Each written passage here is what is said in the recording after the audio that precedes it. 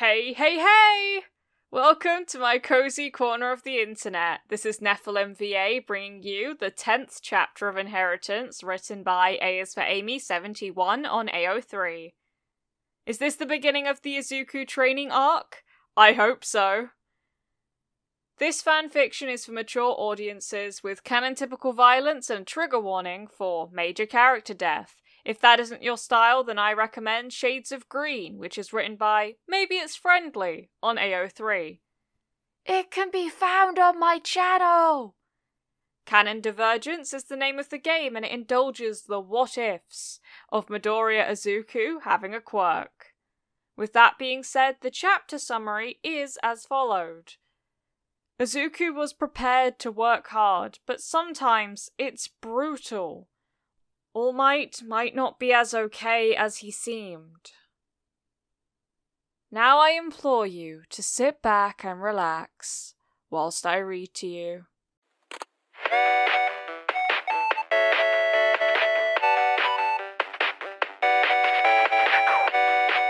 Chapter 10. All Might had been released from his rehab hospital and allowed to return to Might Tower, where he apparently lived on the very top floor. He was not allowed to do any hero work for another few days, and then nothing too strenuous. Izuku was glad he had people looking out for him to keep him from overdoing it. Sir and Gran made sure he sat on the sidelines as much as possible until All Might was grumbling about being treated like a baby. They started Izuku's training by examining his quirks, starting with pull. In the highest rooms of Might Tower, Izuku stood before a shelf full of various objects. Simple things like a box of Pocky, a calculator, a huge t-shirt with an American flag on it, a ring full of keys, a hammer, all things that didn't weigh too terribly much. Izuku was tasked with pulling each one to him individually, then in different combinations, which he was not very good at. He could get one to come to him with little problem, but as soon as he added another item, he lost control of both. He worked on it again and again and again without complaint, but he didn't improve. Sir Night-Eye finally concluded that his ability in this area was limited, and while useful, it just wasn't very strong. "Don't be discouraged," he told Izuku when he seemed disappointed in himself. "Never underestimate the power of being able to call a small tool such as a rock or a key at an important moment." Next, they worked on for a short time on his turning plastic or wax different colours, trying to see if he had any talent for detail. He didn't.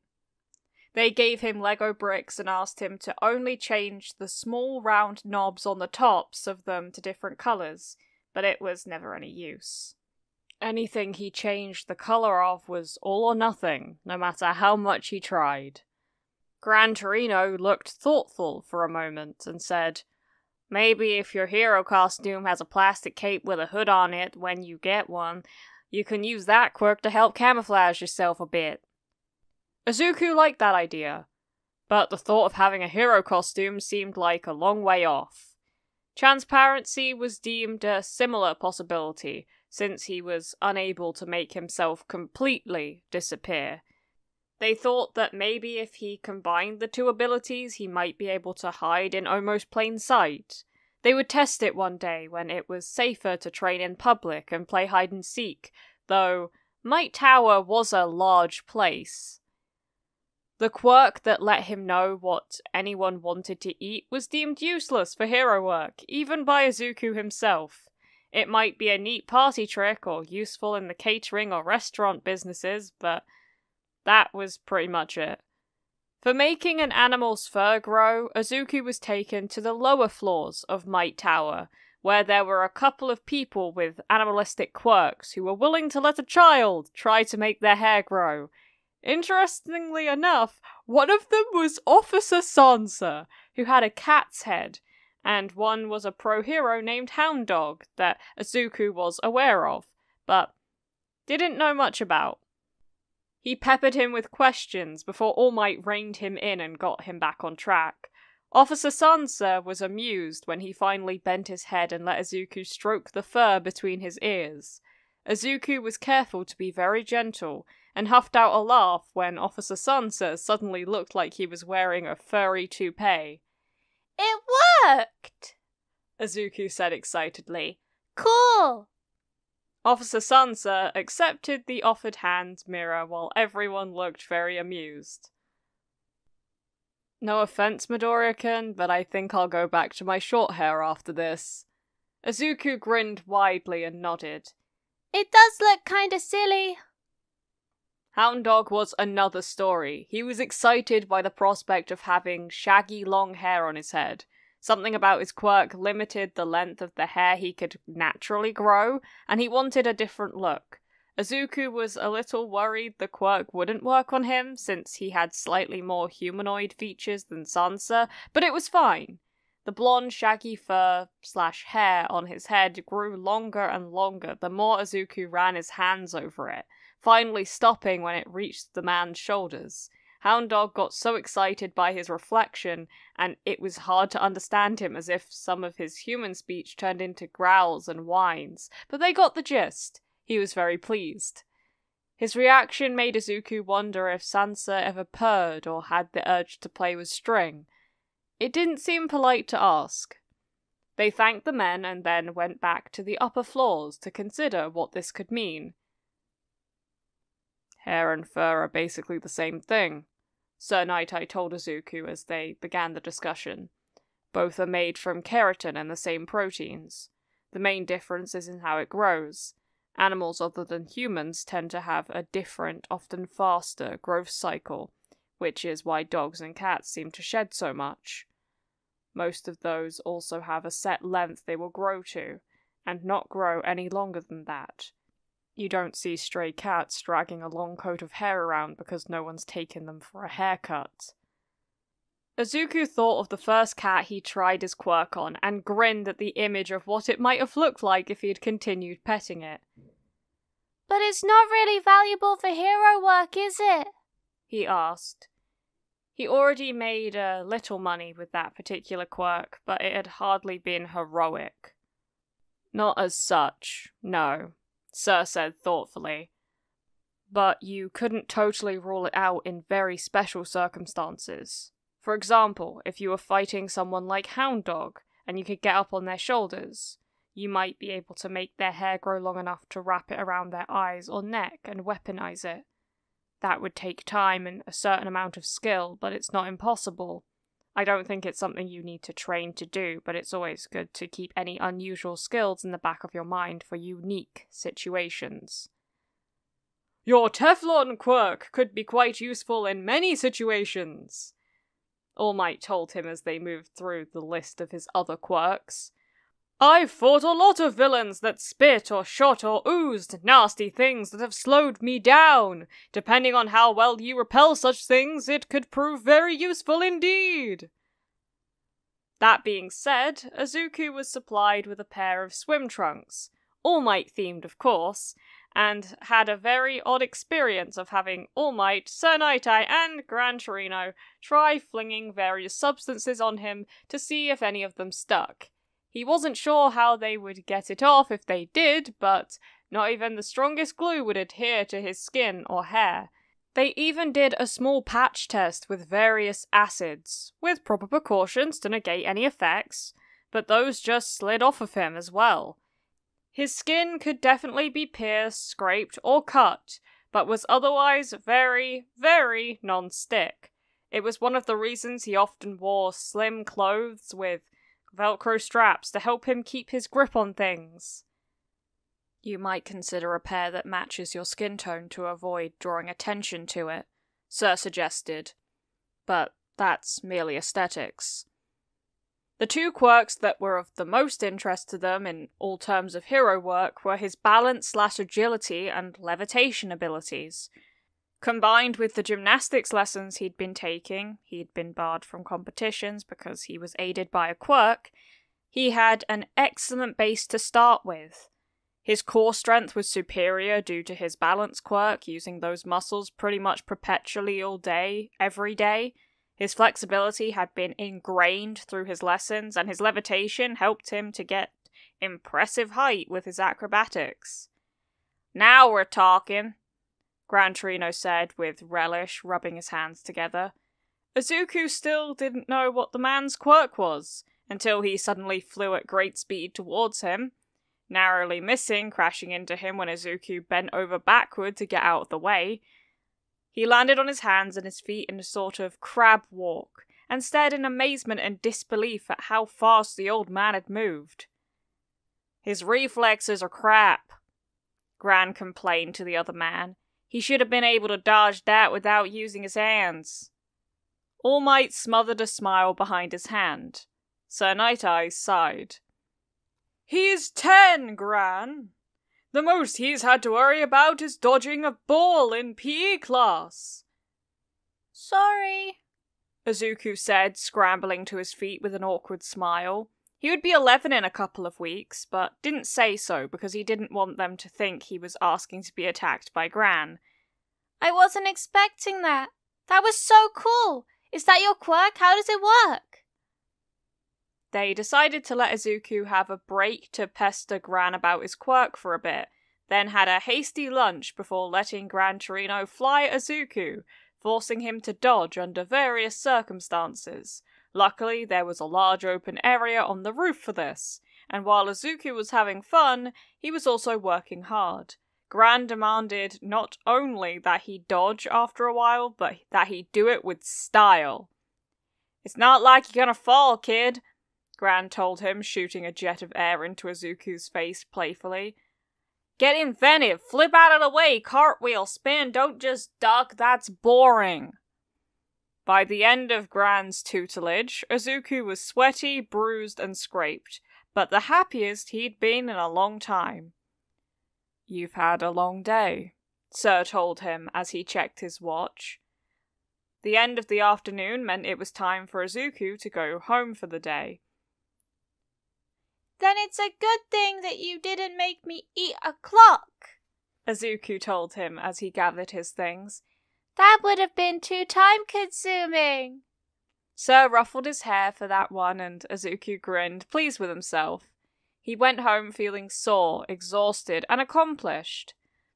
Many days passed this way. Sometimes Gran was there, sometimes not. Sometimes Night-Eye put him through his paces and was as demanding as Gran, just in a different way. All Might tied a huge rope to a cement pillar on the roof and tasked Izuku with swinging it like an enormous, heavy jump rope, or had him flipping a ridiculously giant rubber tire end over end until he thought he'd die, with his arms turned to noodles. Just as important as the physical, Sir Night-Eye told him, was the mental aspect of development.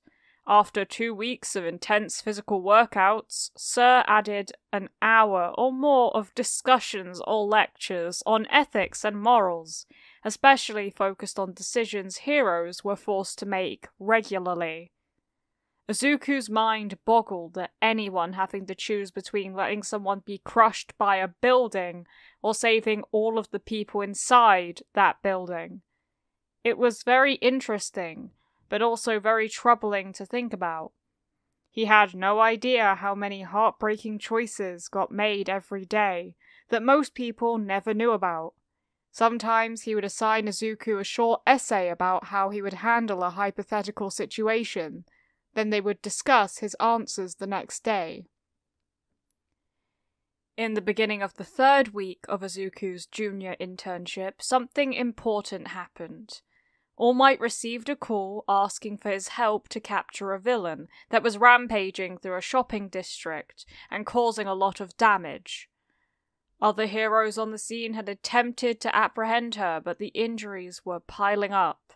He suited up against Sir's advice and leapt from the roof with his trademark smile and a jaunty wave. Izuku watched him go with a reverent feeling of awe. Sir Night-Eye kept a careful watch over the monitors in that part of the city, while Gran kept Izuku busy with training.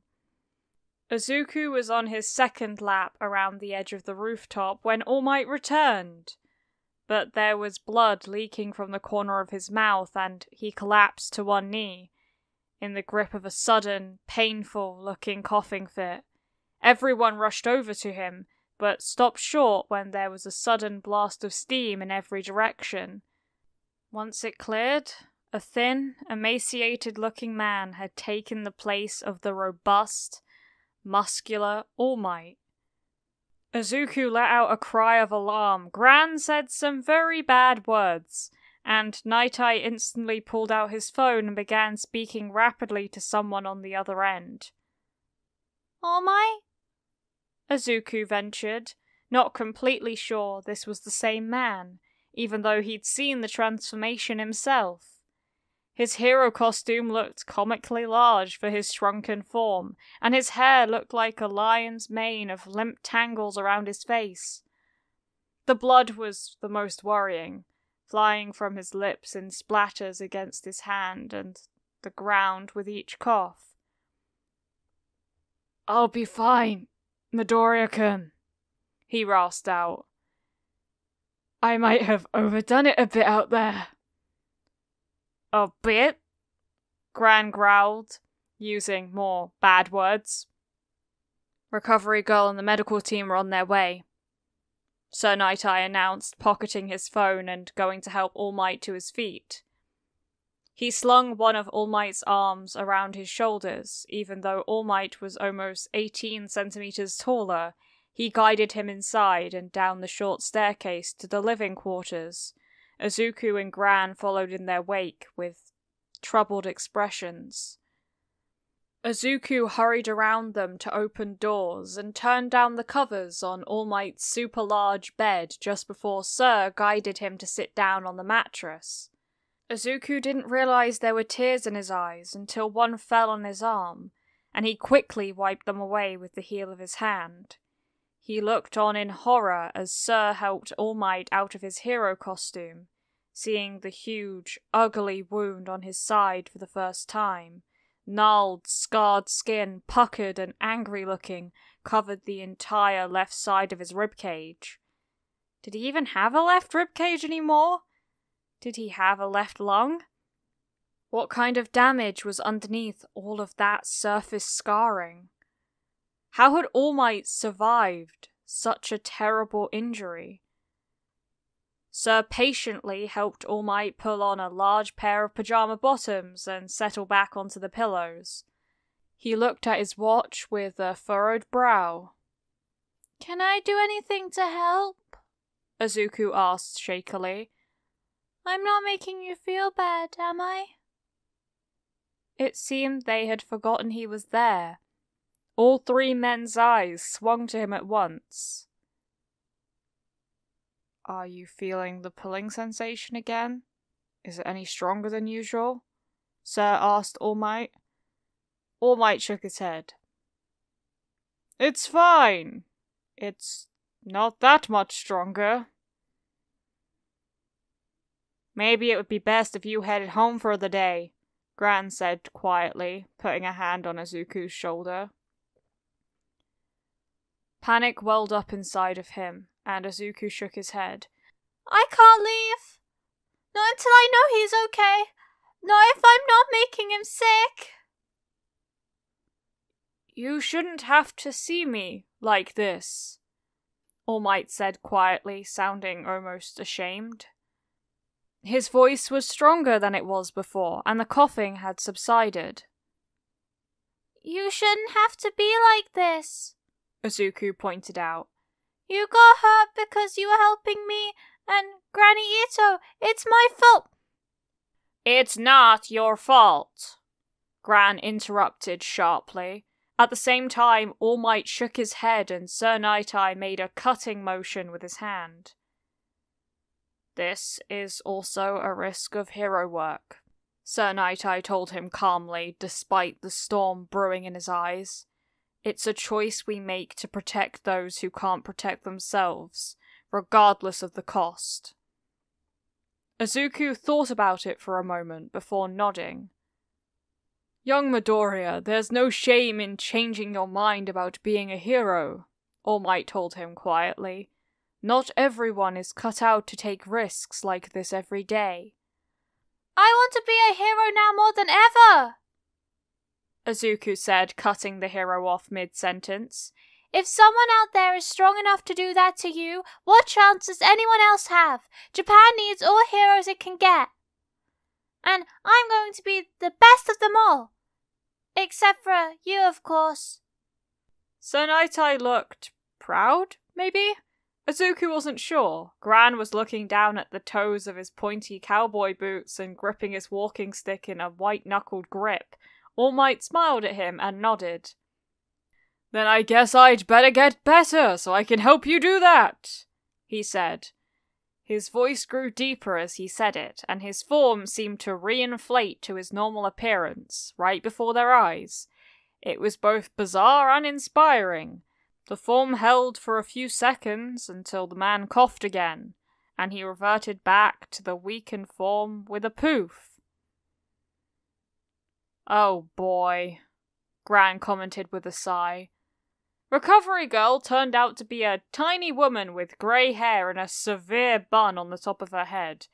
She was even shorter than Gran Torino, but was just as spry and bossy.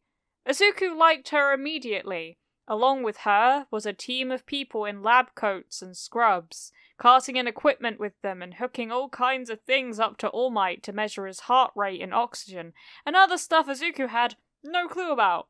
He winced as a needle was inserted into the crook of All Might's arm, and a bag of clear fluid hung above his head on a hook.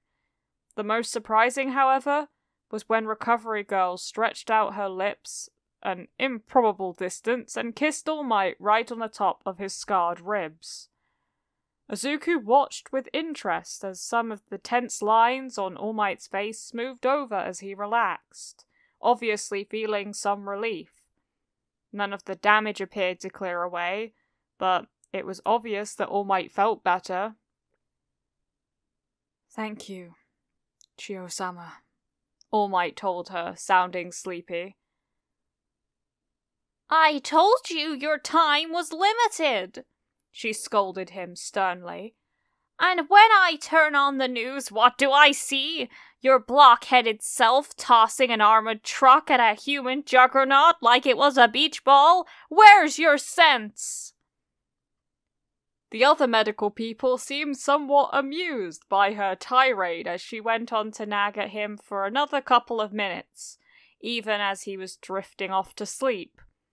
Once they had ascertained that the equipment they had toted in was hooked up properly, they departed. Recovery Girl shooed everyone else out of All Might's bedroom and into an adjoining sitting room, where they all took their seats. Sir Nightai was the only one who didn't have to climb onto the oversized furniture. "That wound is as healed as it's going to get," Recovery Girl said bluntly once they were all settled. "I wouldn't have been able to heal what little damage he had from this fight, otherwise he would have been too worn out for that." Izuku gasped and clapped a hand over his mouth, afraid they'd send him away if he thought he was hearing too much. "His physical deterioration is alarming," Sir said delicately. "Is that to be expected?" "That would be my best guess," Recovery Girl said with a nod. "He can probably sustain his hero form for a few hours each day, but should resign himself to his new change in circumstances. Overdoing it too often could very well shorten the time he can hold his hero form each time, until there will be no going back eventually." "I was afraid of this," Sir said thoughtfully. Gran looked grim, but said nothing. "He should really consider retiring," Recovery Girl told Sir seriously. "He can start getting the public used to it slowly, but he should at least begin the process of stepping out of the public eye." "You know how stubborn he is," Sir said with a heavy sigh. "As the symbol of peace watching over Japan, crime rates have plummeted. All for One is out of commission, no longer pulling the strings of the underworld. I'm afraid that this will just leave a vacuum that other criminals will rush forward to try to fill." "Then it's time to let the other heroes fill the vacuum that All Might will also leave." Recovery Girl countered. There are other very capable heroes in the ranks just dying to prove themselves. UA produces a new batch of hopefuls each year. Take on some more sidekicks and whip them into shape. You know it's not that simple, Sir said, pinching the bridge of his nose under his glasses. He looked over at Izuku, who had been listening intently. Izuku looked back, but wasn't sure what he should say, so he stayed quiet. Well, Recovery Girl said, sliding to her feet, you'd better sort it out, and soon. I give him another 3 or 4 years, even if he's careful, before this body gives out and he's stuck like that. Hopefully more like 5. Sir Nighttime murmured cryptically to himself. Gran Torino apparently knew what he meant because he nodded, also looking at Izuku. Izuku knew there was something he was missing, but didn't press for answers at the moment. He accepted the handful of gummy candy that Recovery Girl fished out of her pocket and pushed into his hand with a bow and a thank you, and then she was gone too. I know I don't need to tell you what you've seen and heard today is strictly confidential, Sir said to Izuku as they all stood. I know, Izuku said solemnly with a nod. I would never tell anyone, not even my dad. Better go home and rest up, kid, Gran told him with a cocky smile. Tomorrow I'm gonna kick your butt. You can try, Izuku shot back with a grin, following them out of All Might's quarters and to the elevators. Brat, was all Gran said as Izuku scanned his iris to call the elevator. Be careful on your way home. Text me when you get there, Sir told him as he did every day. Izuku's smile faded as the elevator descended. This was a lot to take in. Thank you so much for watching this video. I appreciate all the support you've given me. I was right about the Izuku training arc, but then it hit me right in the feels. I think we should all have a group hug after that ending. All credits go to the original creator of this fan fiction. A is for Amy71 on AO3. I would highly appreciate it if you gave this video a like and you subscribe to the channel and you hit the notification bell to be notified of when I next upload. There is no pressure to do so though. Thank you for visiting my cozy corner of the internet. Keep growing my sunflowers. Mwah!